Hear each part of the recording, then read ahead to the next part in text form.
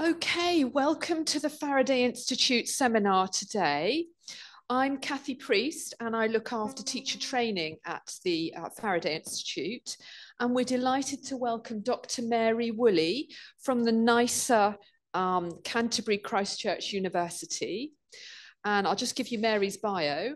After working as a history teacher in Catholic comprehensives in Birmingham and London, Mary moved to initial teacher education, working at the University of Exeter before moving to Canterbury Christchurch University in 2008.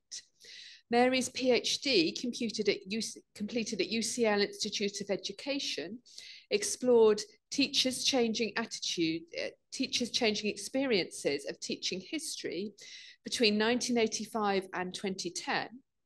Mary currently leads the secondary history initial teacher education at CCU, but has also led the Education Studies BA and leads a module on the EdD. Mary is interested in teachers' lived experiences of curriculum. Her current research, inspired by Barber, explores interdisciplinary teacher-to-teacher dialogue on substantive curriculum topics. Just very briefly, for those who are here in person, if you hear the fire alarm, it's not planned, so just make your way out there to the front of the main building. Toilets are downstairs. We'll have a 45-minute talk and then questions. So if you're online, please post your questions in the Q&A box and we will get to them. If you're in person, please have your questions ready at the end. So over to you, Mary, and we're really looking forward to what you've got to say.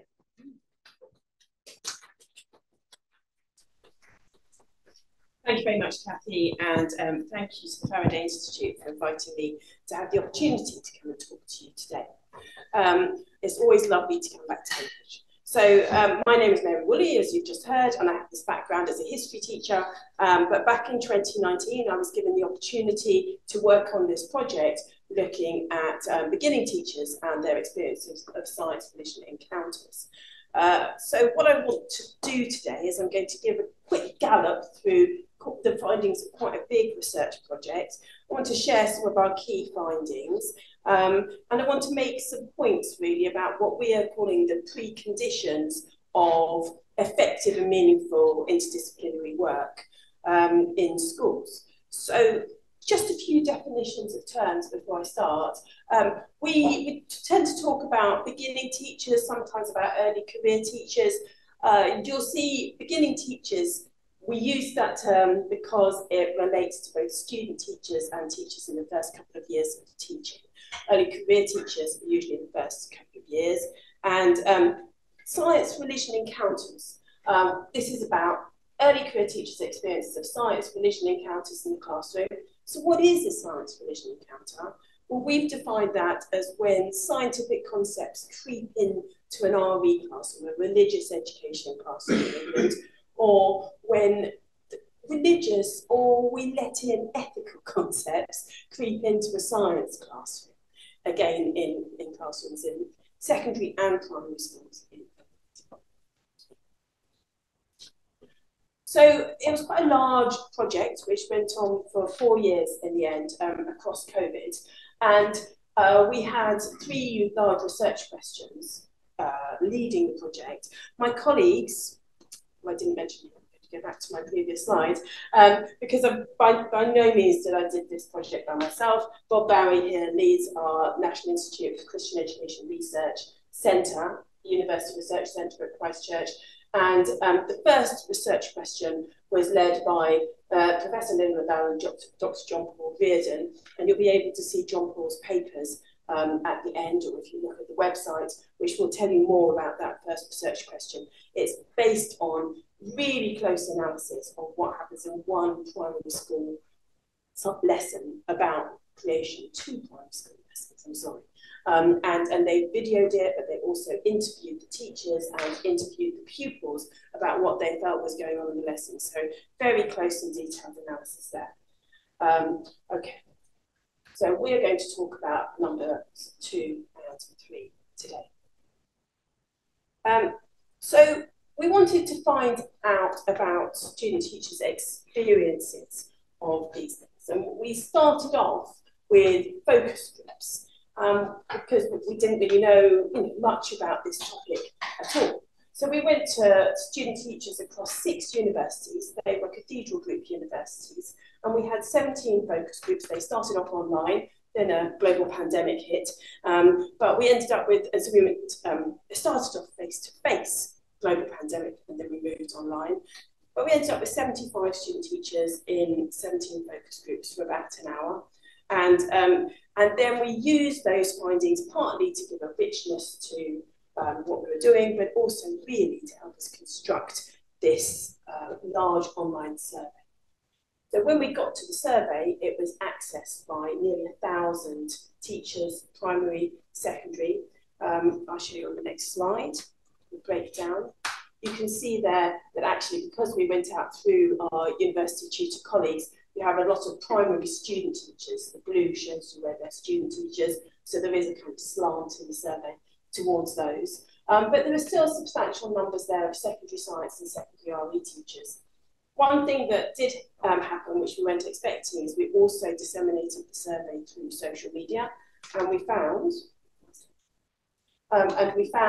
that experienced teachers also came back to us with answers of those survey questions. So those are the yellow ones. It's a very small number of sites, so we're very tentative about what they say, but just to show you what it looks like.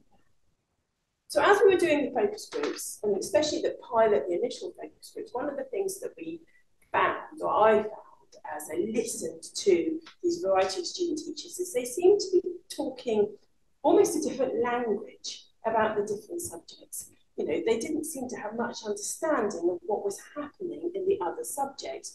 And I put that down to this understanding of purpose. So we introduced into the rest of the focus groups a specific question asking about what they felt the purpose of their own subject was, RE or science, and what they thought the purpose of the other subject was.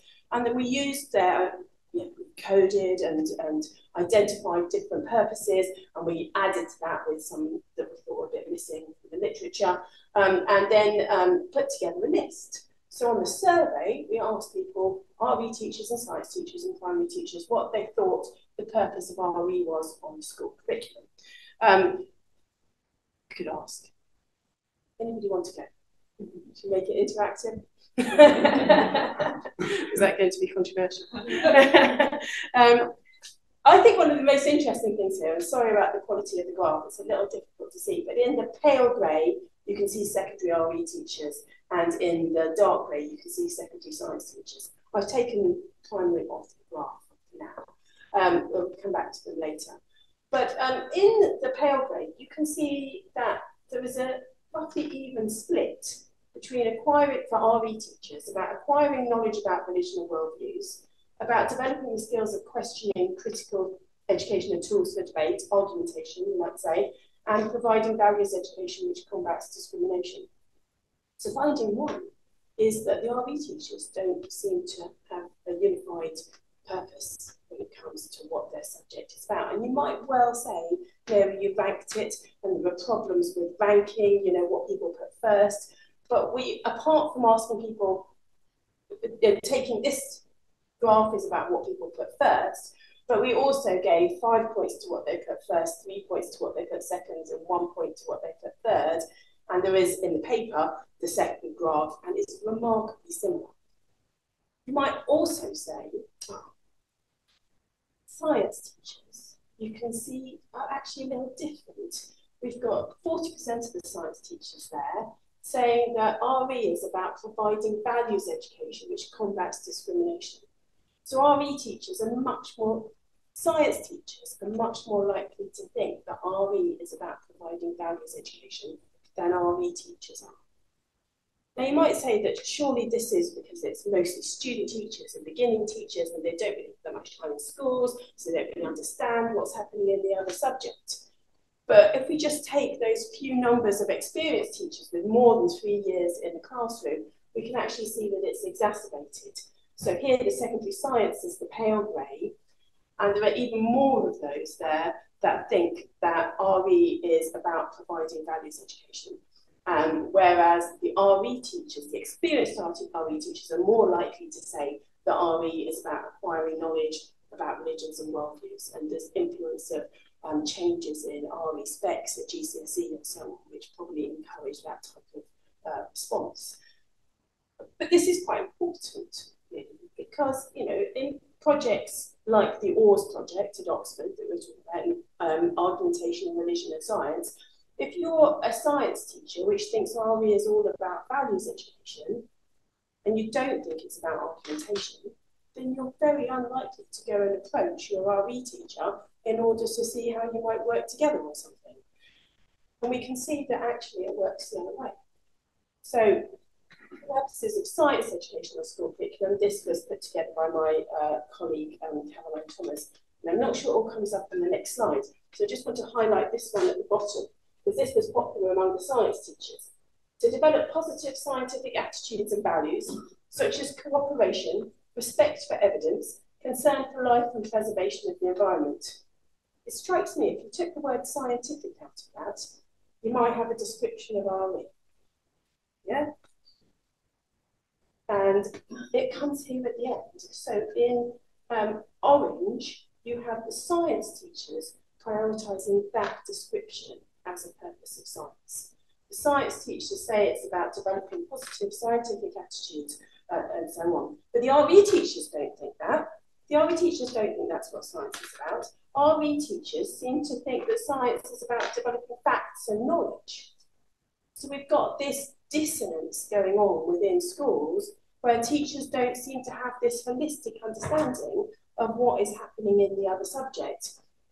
And that might be problematic for those like Kathy who are going out and trying to get teachers to work together, that they actually, there's misconceptions underlying what is actually happening among the other. These slides seem to have reminded there.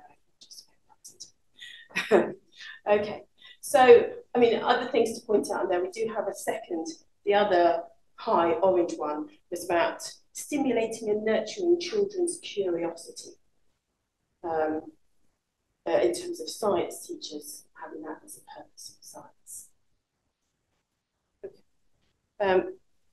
So, other questions then that we asked in the survey, because we really didn't know what it was that teachers were teaching or what they might describe as science religion encounters. So from the focus groups, we wrote down all the topics that got mentioned in the focus groups when we described and defined science and religion encounters, and so what experience do you have? And then we put those out in the survey, and we put them out under 3 questions. Which of these have you had as planned encounters in the classroom? Which of these have you found that pupils raise as a topic in the lesson? And we thought that would come back as really high. We thought science religion encounters were where pupils asked awkward questions. That's what we expected to find, especially in science lessons. And aspirationally, you know, which of these would you like to teach as a topic, as a science religion encounter in the future? So apologies for the small nature of the graph, but you can kind of get the picture. So the blue here is the secondary RE teachers. And this is about the first part of that.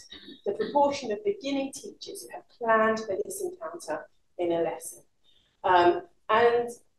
There's many ways of reading this graph. What you can see in the back with the primary teachers in the grey is that they have much less experience than the secondary teachers or they declare much less experience. But that might have been because more of them are student teachers and they just didn't have as much experience in the classroom.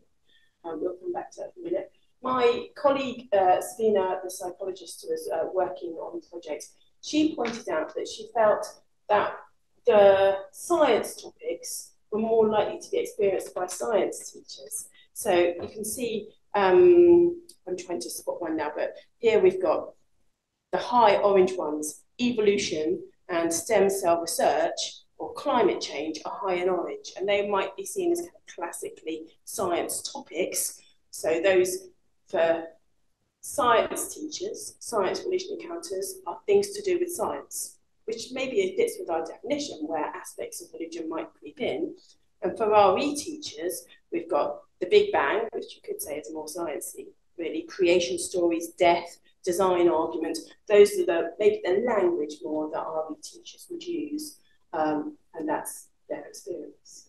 As I move on to the next graph, the axis on the side changes. It's more intersecting. This is out 100%, and the next one is out 50%. So the next one is about the questions that pupils ask. Here we can see that actually, as you see, only 40% at the most, really, of teachers are reporting this. So we think that's a bit odd. Why aren't people asking more questions? And my colleague Lynn Lavelle is writing that up as a paper related to this project. But children are asking questions, and we can see here, for example, in the orange, which is the science teachers, and even the RE teachers, you've got questions there about gender identity, and you've got questions about death, you've got questions about abortion, you've got questions about really quite sensitive issues that children are asking, and then that raises questions about whether teachers feel really prepared in both the science and the RE classrooms to be answering these questions. But the third part of that then is looking at aspirations. And here we see the grey columns in the back, which are the primary teachers suddenly become hugely aspirational. This is what I want to do. I want to be teaching about these topics. And for some reason, they're not. But it's interesting for us to know that these are early career teachers who have aspirations to do these things. And the highest one there is actually gender identity, I think, in terms of their aspirations of what they want to be teaching in the primary school. They were quite a young sample of primary student teachers, so whether it says something about them as well as something about the classes that they're teaching is an interesting point. And that blue high one there is about philosophy of science. We've got lots of secondary RE teachers wanting to teach more philosophy of science, which fits with Kathy's work. So we thought, well, what is it? If you've got these big aspirations, then is there something that's acting as a barrier to you teaching the science vision encounters that you would like to teach in your classroom? And we asked about various different barriers, and anybody who's had any contact with the English education system in the last 20 years or so won't be surprised that they say limited curriculum time is one of the barriers in the way for us doing it effectively, and further along the demands of national testing and assessments, and they come up as very high. Also, RE teachers talk about a limit to their knowledge in science. You can see them in the blue there, and science teachers talk about a limit to their knowledge of RE. And so, you know, that fits in with the earlier findings in the survey. I don't really know what's happening in those topics. But there are also some fears that come through, mostly from the primary teachers, but they are there evident in secondary as well. We've got fear of parental reactions coming up there is quite high. We've got fear of confusing students, and we've got fear of reaction from senior leaders. Now, bear in mind that you are still assessed as an early career teacher until you have finished your second year of teaching. And so is that having an impact on what people are willing to teach, because they know that they might be judged in terms of, you know, are you doing the appropriate thing if you're going off and trying to do all this radical science thing in the classroom, or however it's perceived. So is that affecting how they're doing things and what they're choosing, if they have any choices about what they teach? And then so we came to facilitators. And here, maybe if you work with student teachers and young people, again, you won't be surprised seeing that online resources comes as the first thing that they're most likely to go to, with 70 to 80% saying that. When we spoke to them about this in the focus groups, they talked about YouTube videos. So these are not necessarily high quality curated online resources which are carefully edited to support you with it, but these are, you know, typing into Google, what can I teach on this subject, and it's the first YouTube video that you might find. So one of the things that struck me as a university tutor is that it comes to about 50%, only half of students would go to a university tutor for support for how to teach these topics.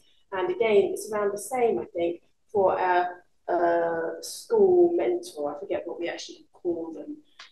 So there's a bit of a problem. Who would you go to for support? We've got aspiration, we've got wanting to teach these things, but you're more likely to go to YouTube than you are to ask other people. And I suspect it's because those other people are involved in assessing, and therefore you're a bit nervous about what you might want to go and do. And it links to that fear of senior leaders. Okay, so as a kind of a almost separate part of the survey then, when we were doing the focus groups, I was also reading around the topic, reading some of Barbara's work and Neil Messer's work and different things about the relationship between science and religion. And it struck me that there seemed to be a parallel in what was being described in schools in terms of the relationship between the science department and the RE department in school, and the kind of thing that Barbara describes in the relationship between science and religion, which might seem obvious, but isn't necessarily that obvious. And I thought that was worth exploring a little bit. And so you can see, so we put the terms of Barbara's taxonomy to the teachers in the survey, and we added in collaboration. Right? So Barbara describes 4 different relationships between science and religion: conflict, dialogue, independence, and integration. So we put those 4 words across, and we added collaboration based on the type of conversations that were happening in focus groups and what people were describing. And the responses here, you can see in blue, we have secondary RE responses, and in orange, secondary science, and in grey, primary. And the good news for people who work in this area is that there's very little description of conflict. That just wasn't how we were describing. There's a couple of primary teachers. We didn't do any follow-up interviews. We're not able to work out exactly what they were describing, but there's a couple of primary teachers there describing conflict. The vast majority describe independence between those 2 subjects, and it's not surprising at all in an English national curriculum which values disciplinary subjects. But we don't necessarily see independence as a good thing. We think if you want, if you want pupils to walk away with a full holistic understanding of some of these topics, such as climate change, as we were talking about it earlier, or the Big Bang, then it's no use to just be finding out about it in one lesson on a Monday and another lesson on a Thursday. And we're leaving the pupils to make the connections between the subjects. And we don't really think that that's good enough. Yes, pupils can make those connections, but it's unlikely that they will make them if their teachers haven't made those connections first, or haven't been guided to make those connections, or aren't aware that those same pupils are going from the Big Bang in their science lesson on Monday to learning about the Big Bang in their RE lesson in the same week. So this is all written up in a paper which was just published last week after a little battle with review team. But one of the things, I've lost my train of thought, having said that. So it also comes with qualitative examples from the focus groups of the type of things people might have been talking about. And we included in dialogue things like when the science teacher actually comes into the RE department and teaches about the Big Bang in the RE lesson, for the so that the RE teacher isn't trying to kind of copy and make up, or they have a feeling of the lack of subject knowledge, and so they invite the science teacher in, and there's a sense of conversation about what is going on and being taught across the 2 subjects. We came across one topic which wasn't directly from this research, but it was actually one of my D students who talked about a lovely collaboration which was about mass vaccination. And they did a drop-down day in a Church of England school and had RE and science as a focus of that drop-down day. So there are opportunities for real collaboration and real conversation between those. And you can see that mass vaccination has got kind of very obvious scientific component, and also quite an obvious religion and values worldviews education component as well. Okay. So Barbara argues for dialogue. He suggests dialogue, 1, it avoids conflict, but 2, it provides opportunity for mutual enrichment. And I think we've got a long way to go with suggesting that that's what we need in schools. So one of the things we need is space and time for dialogue, so that teachers have at least a curiosity about what's happening other related subjects. So, our third research question was really about sharing some of these ideas. And what we wanted to do was take some of the concepts that we come up with, some of the findings we come up with, but actually build it around this idea of dialogue. So you can have a look at some of the resources, or if you're online, you can have a look at the website. These are resources we've created for teachers, and there's little booklets around. And these are the different topics around them. And I know Kathy's been going out and trialling them for us very kindly with teachers. But we started off with, well, what are science collision encounters and how can I prepare for them? And then for our RE teachers, for them to be able to articulate for themselves, what is the purpose of RE on the school curriculum? And then how do I share the purpose of secondary RE in the school? If you're a sole practitioner, as many RE teachers are, who needs to know? Do I need to be able to tell senior leaders? Do I need to tell the head? Do I need to tell the parents? Who needs to know what the purpose of RE is in the school? And how am I going to articulate that? And then they went off in different directions. How can I teach about truth in a complex world? What role can different disciplinary knowledges play in shaping RE? They are definitely leaning in the RE direction, but that's, I think, where our funding was going. How can I foster collaboration between RE and the science departments in my school? That was actually a case study based on the other one I was telling you about, Fran Bailey in Bradford. How can an interdisciplinary ITE day support student teachers of RE and science in planning and collaboration? And how can I use questioning to explore the unexpected without losing control?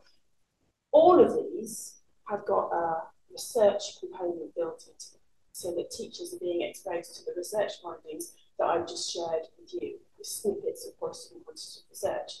But they've also got dialogue built in. So they've got guided conversations built in for either the teachers to have with other teachers, or teachers to have with senior leaders, or other people within the school. So they're not starting from scratch in the ideas of what they might be doing. They're tasks which people can pick and choose what suits them. So read the research, have a conversation, what do your pupils think of the purpose of RE, look at a different unit of work, get more from our research findings, and so on, and useful references to take it further. So they're all structured in a similar way, but it's very much, schools at the moment like evidence-based work, or how's research influencing what I'm doing in schools. We thought that this was a really direct way that we could get to the teachers on not necessarily educational research, but research which we felt mattered. And as I say, this is just an example of a guided conversation.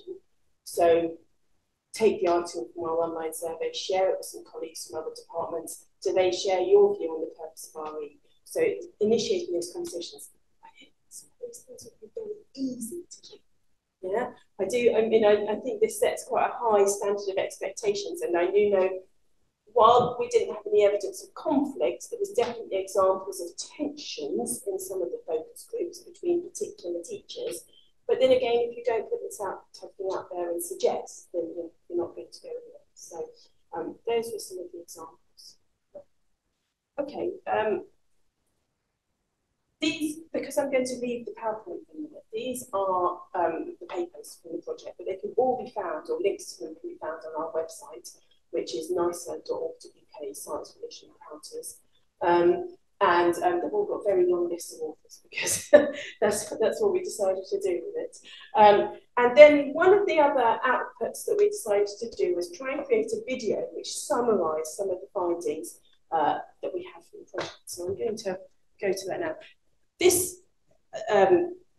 was kind of a lovely thing to do, and I like that video which is created, but I don't think that this was easy.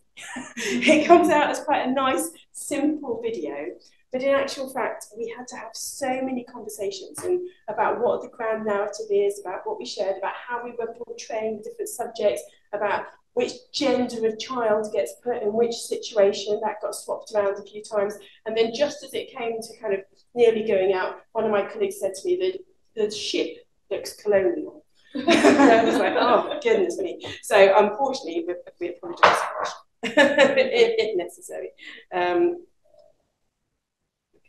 So have a look at this as a way of us to just present these ideas.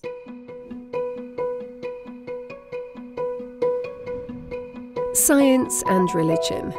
How we make sense of the relationship between these has puzzled even the greatest of minds. Some believe that they are in conflict, others view them as entirely incompatible, while some will elevate one to the detriment of the other. But this separation and perceived incompatibility can cause significant problems in our understanding of how knowledge works and how we make sense of the world around us, especially when placed in the context of the classroom, where we expect pupils to navigate between and make sense of these two very different ways of knowing and meaning-making. So what happens when pupils are presented with topics and big questions about things that are difficult or even impossible to fully address through a single way of knowing? This is why pupils will ask religious questions in science and science questions in our lessons. These are science-religion encounters, and helping pupils to make sense of these encounters requires a deeper reflection on how knowledge works. When science and religion are viewed and understood as two different ways of knowing, we can show how to use both to illustrate and explore big questions in meaningful ways. But our research shows that due to a lack of dialogue between subject teachers, these encounters are not intentionally planned for, and when encounters do occur, it is left up to the pupils to try to make sense of them and fit the pieces together. And when they are unable to, they are left with a fragmented and compartmentalized understanding of how knowledge works. What if we could change this? What if we could create more opportunities for dialogue, where subject leads collaborated and wrote curricula to help with the most important issues of our time, where encounters between science and religion were encouraged and explored to help create a more coherent learning experience for pupils? And what if teachers had the confidence to encourage enriching conversations between the subjects? And what if teachers had the resources and skills to help pupils navigate through these moments of encounter, helping them towards an integrated and holistic understanding of knowledge and meaning-making? At NISA, we are exploring these questions, and we are offering support and advice to help teachers build a more coherent curriculum as we work towards an integrated vision of knowledge.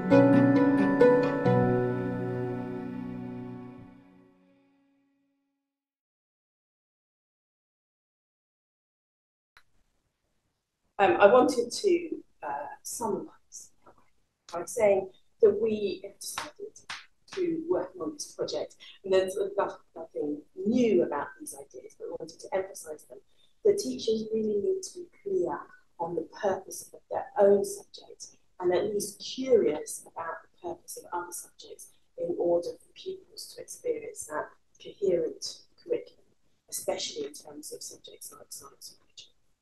The teachers need space and time for quality dialogue, and I don't think we're the first to say that at all, but I think it needs to be reiterated, and a lot of the dialogue that has tended to happen in the English system can be top-down, can be you need to talk about this, you need to talk about that, and how teachers can instead explore at their own level what their subject means to others, rather than talk about progression and assessment and so on. And especially when they're crossing curriculum boundaries, teachers need support so that they can come up with meaningful ways for pupils to create meaning-making experience.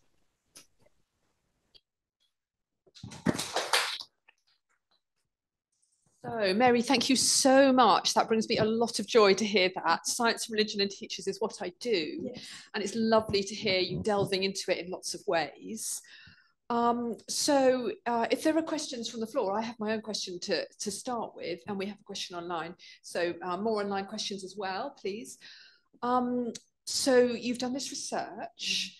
So I would say, what next? I know there's stuff going on in Wales. It's all not definite yet, but do you want to tell us a bit more about how you might be taking this forward? Yes, I think so. One of the things I've become particularly interested in is the dialogue that teachers have, and when teachers are given the opportunity to talk and how they talk about their subjects.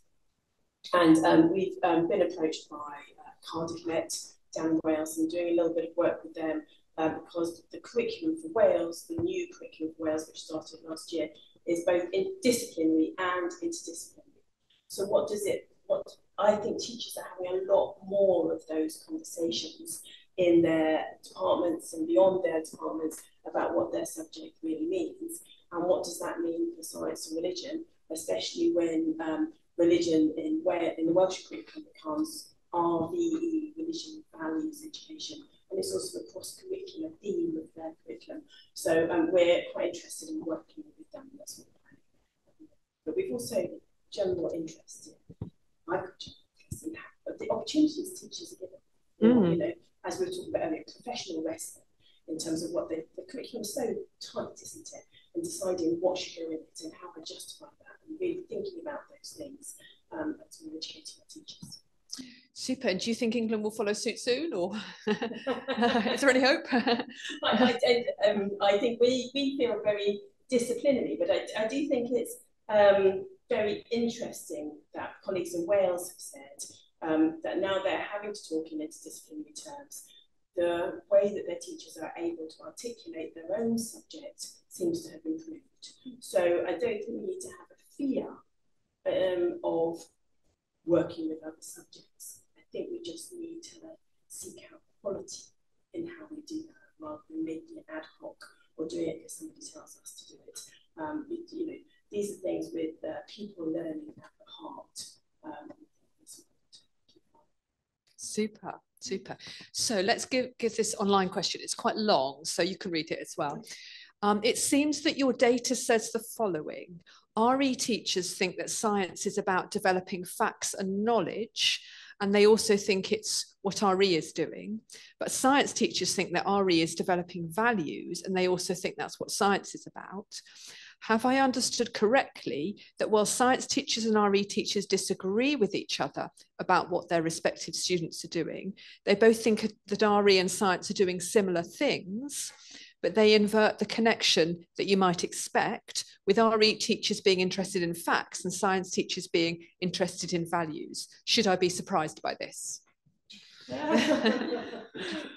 There's so much to take in there, and I think one of the problems of the research design is that when we weren't able to go back to teachers afterwards and ask them exactly what they meant when they gave those answers. So I think we're having to make inferences from some data there. And actually, as I was preparing this, that's probably one of the first things that I really noticed what you're saying in terms of the values and also.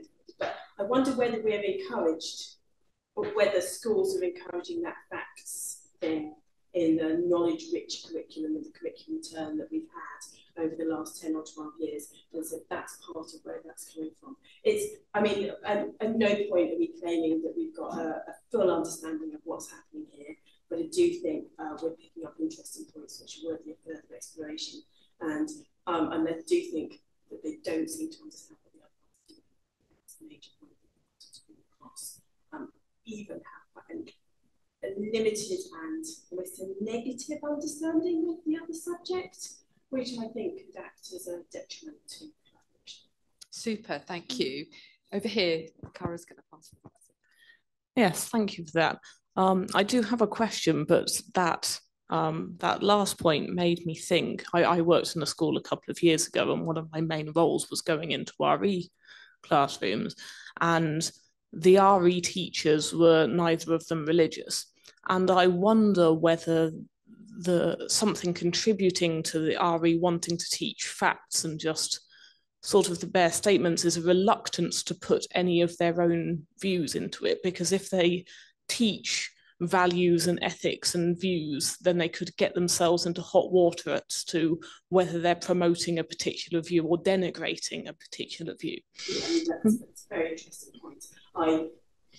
What we asked them, now, so I tell you about before in research, I already spotted it. But when we asked them about what the purpose was, it's not necessarily clear whether that's the purpose in terms of what they're teaching every day, or whether it's the purpose they think we should have.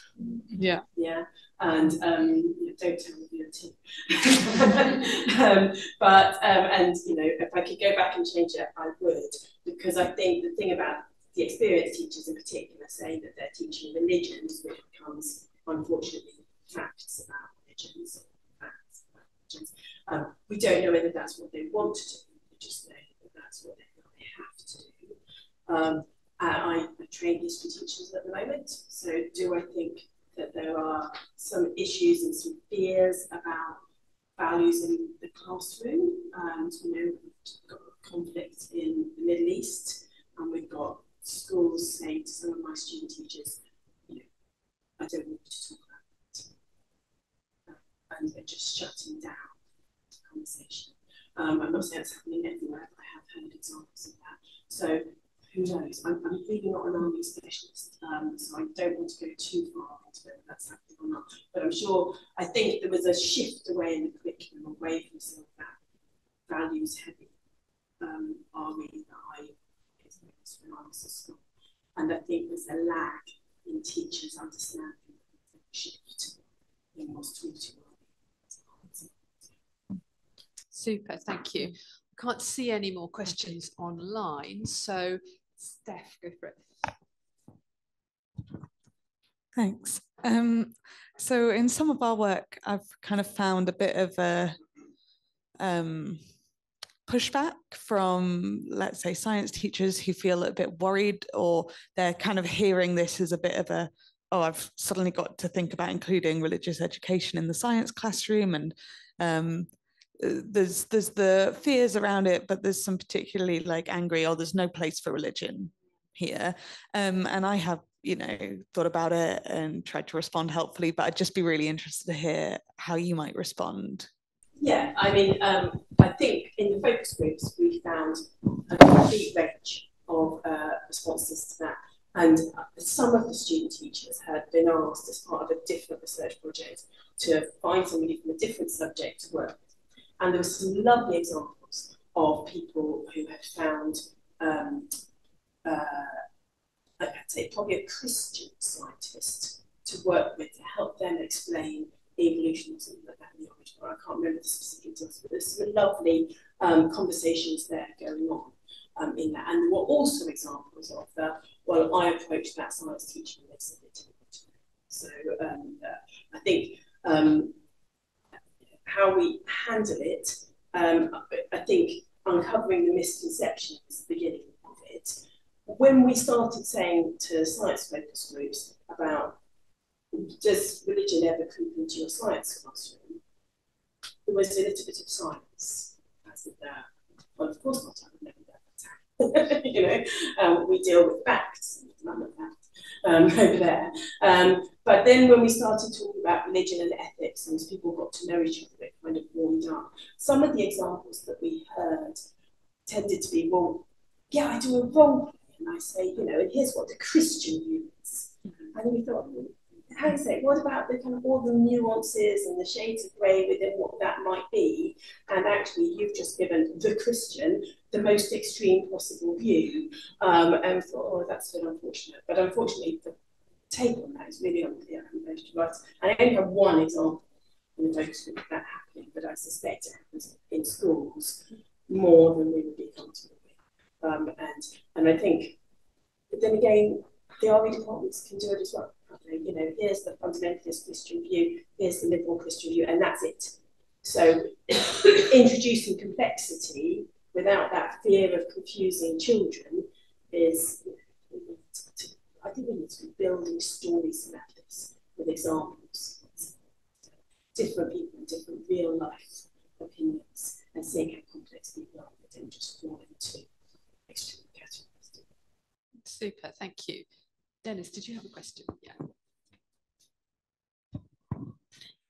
Thank you. The question involves another inference that might be difficult to make, but I thought I'd raise it anyway. It's, again, the striking data you presented on the very high proportion of the science teachers who thought that RE had a value in terms of not just values, but also I think the question was also about how people get on with each other, in other words, sort of social cohesion, if you like, or social communications. And I just wondered if you got any impression about where that concern was coming from. I mean, I suppose one possibility is that for scientists, it might come from their own experience of being in the scientific community, maybe, I don't know in what context, but, and finding out that there were barriers from various religious traditions that might present barriers for people going into science. And I wonder if that was behind that, or whether you had any impression of where that sort of thing was coming from. Yeah. I think it's making quite an influence from our data, but we did ask people as part of the survey, until what point did you study? And until what point did you study science? And we found that while, of course, all of the RV teachers had studied science until they were 16, yeah, many of the science teachers had not studied RV beyond the age of 40. And those that had quite often done a kind of option RV. And we suspect, we don't know the evidence for this, but we suspect that in that optional RV, it becomes more, which is not going to be assessed.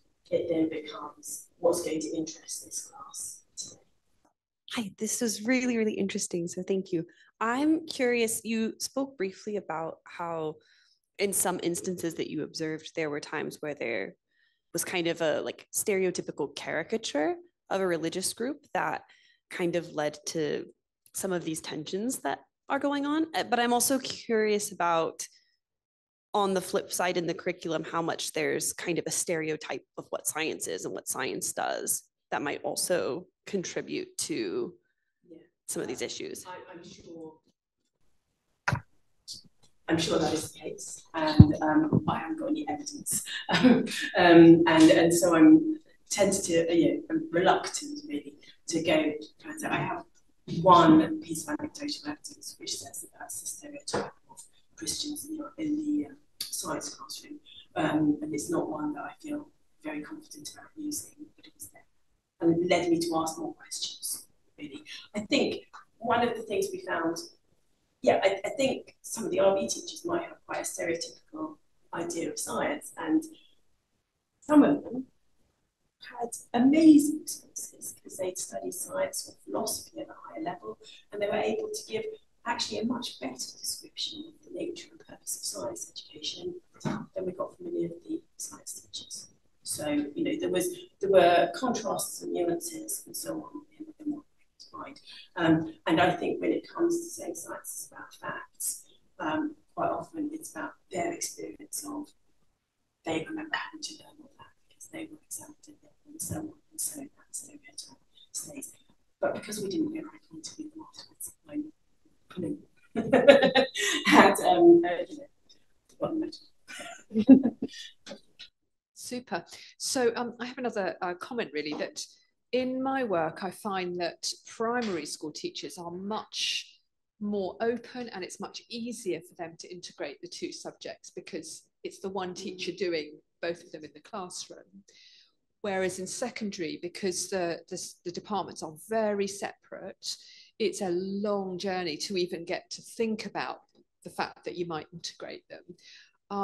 Yeah, do you want to comment on that? What have you? I mean, we found exactly that in secondary, I've never met an RV teacher. I've never seen where the RV department is in this school. And our sites have their own staff rooms, so I wouldn't talk to them. Yeah. And it's the geographical separation which is not going to help the curriculum separation. And I wondered whether, can we not just make it part of your training to teach as a science teacher, that maybe you observe an RV teacher? Because one anecdote from a science teacher, he said, well, I was doing some dissection, and I can't remember the specific details about it, but I think Muslim pupils were allowed not to do it.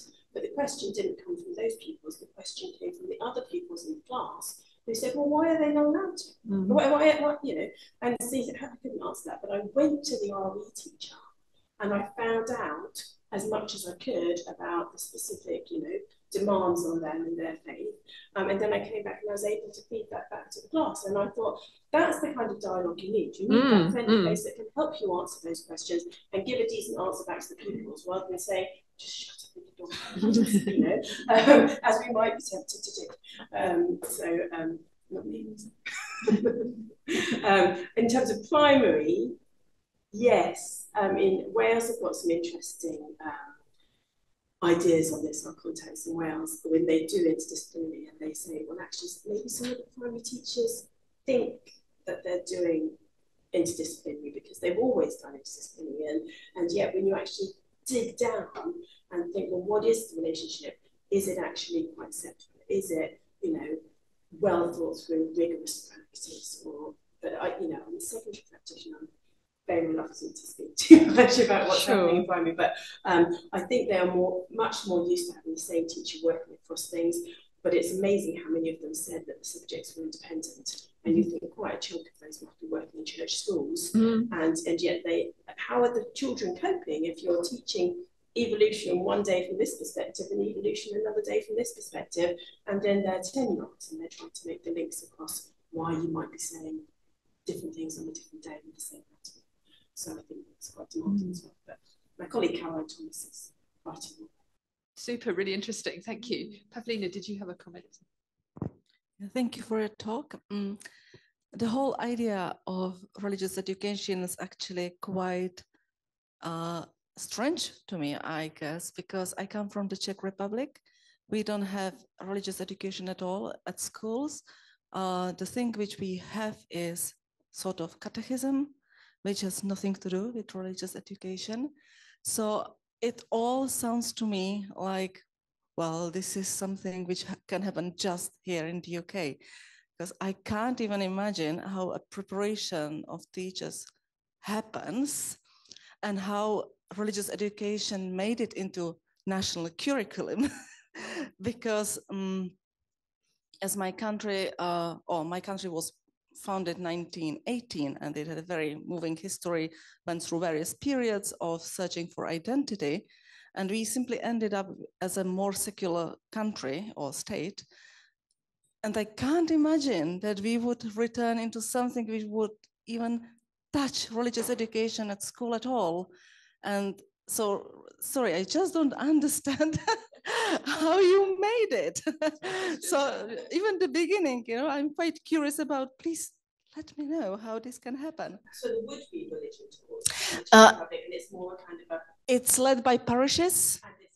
Yeah, it's not only Catholic. Well, as far as I remember, there is quite funny rule that the elementary education, which is 9 years, can provide or has to provide religious education, catechism or whatever, when there is at least 7 students in the class requiring this kind of class.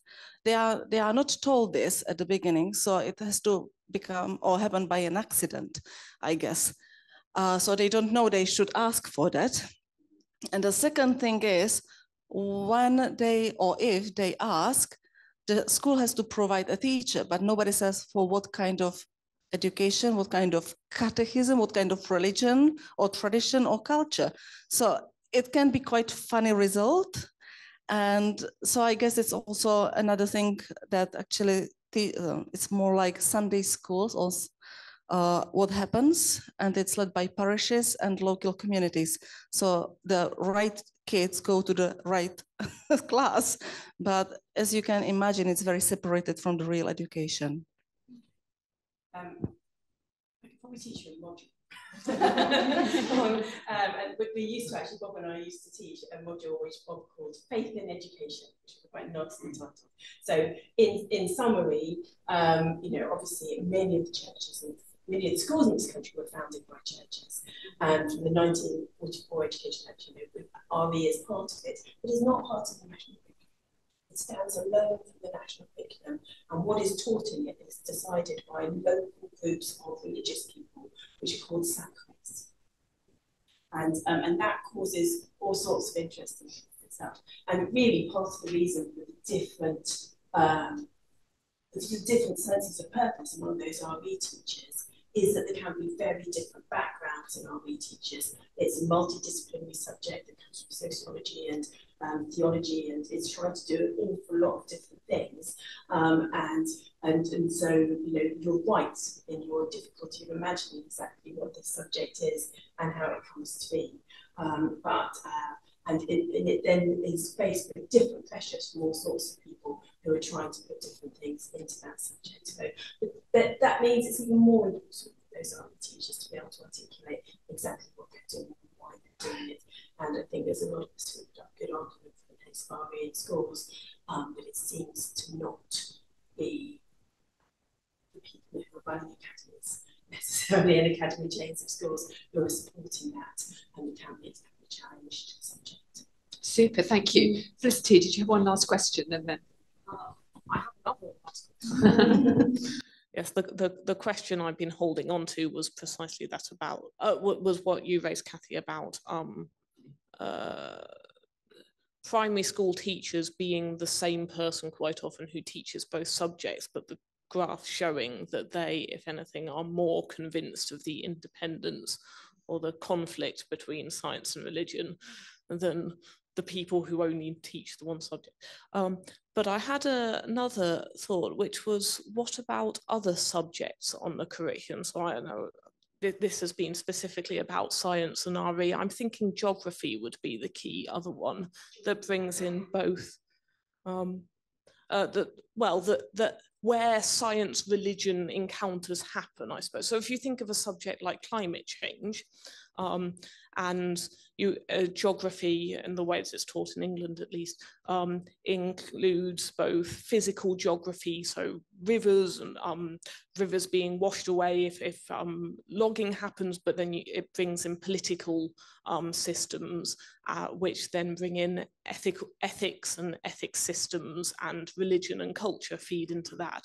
So I'm wondering what experience you personally or your team has, or what ideas you might have for getting that sort of collaboration, but between the geography and the science teachers, or the geography and the RE teachers, or other subjects. I think you need to watch this space, because we're interested in, if we do this project in Wales, they have now areas of learning experience where they bring together the humanities as a group, and they bring together the sciences as a group. And yet there's distinct identities within that.